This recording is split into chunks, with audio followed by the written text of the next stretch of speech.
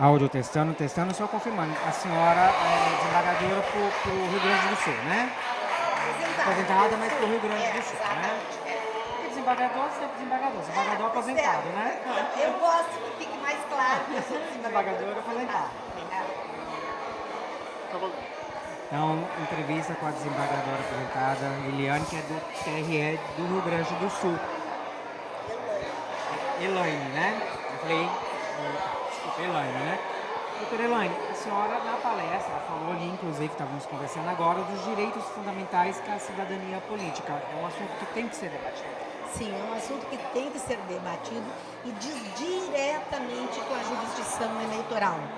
A jurisdição eleitoral nos tempos atuais, ela não se limita mais à administração das eleições.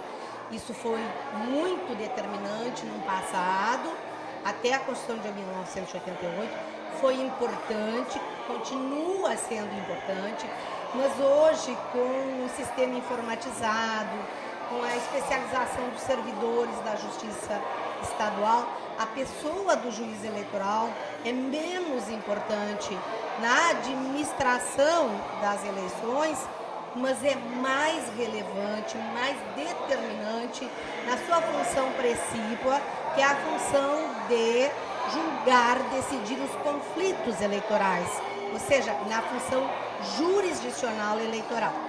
Isso incluiria os juízes de primeiro grau, que seriam juízes especializados nessa área? O que eu defendo é exatamente voltado para a jurisdição de primeiro grau.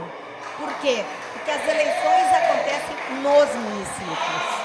Então, me parece que a jurisdição de primeiro grau é que tem que merecer o foco, a preocupação da construção de um modelo da justiça eleitoral mais consentâneo com a nossa atualidade.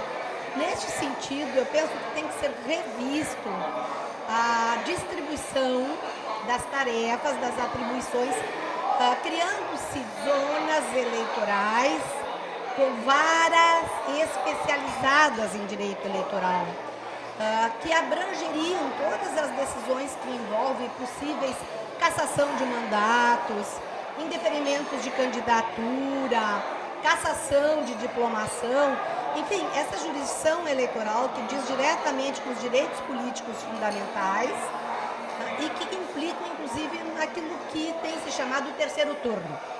O povo decide nas urnas e a justiça eleitoral tem o poder de eventualmente mudar esse resultado. Para isso, nós precisamos de juízes eleitorais especializados. É certo que não se pode, por uma questão de organização, de custo, que afinal vai sempre repercutir sobre o contribuinte, termos juízes eleitorais especializados em todas as zonas eleitorais. Então, a proposta é repensar a regionalização, ficando essa atividade jurisdicional tão complexa, que decorre da tutela dos direitos políticos fundamentais, para alguns juízes eleitorais que somariam essa competência somando diversos municípios, diversas zonas eleitorais. Ficando, de outra banda, os juízes que são juízes de direito dessas comunidades, desses municípios menores, com a tarefa mais administrativa, de conduzir as eleições no dia das eleições, organizar as sessões eleitorais, convocar os mesários e também decidir as questões sobre o título eleitoral.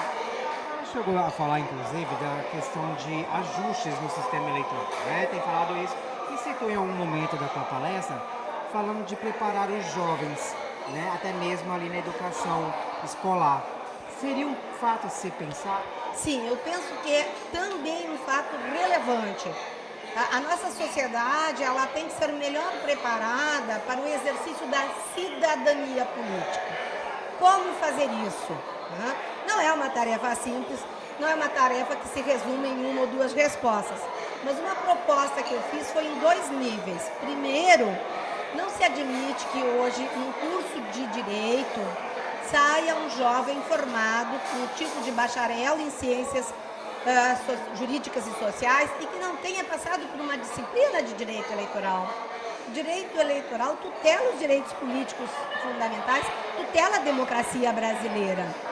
Então, eu entendo que é necessário fazer um trabalho E para isso, os tribunais regionais eleitorais, através dos seus presidentes, estão completamente habilitados e legitimados, junto ao Ministério da Educação, para se instituir uma disciplina obrigatória em todos os cursos de direito eleitoral. Por outro lado, nós também precisamos preparar os nossos jovens. Então, a proposta vai no sentido de que nos cursos de ensino médio se institua uma disciplina, uma cadeira sobre cidadania política e democracia. Assim como eu penso, inclusive, se me permite, o direito do consumidor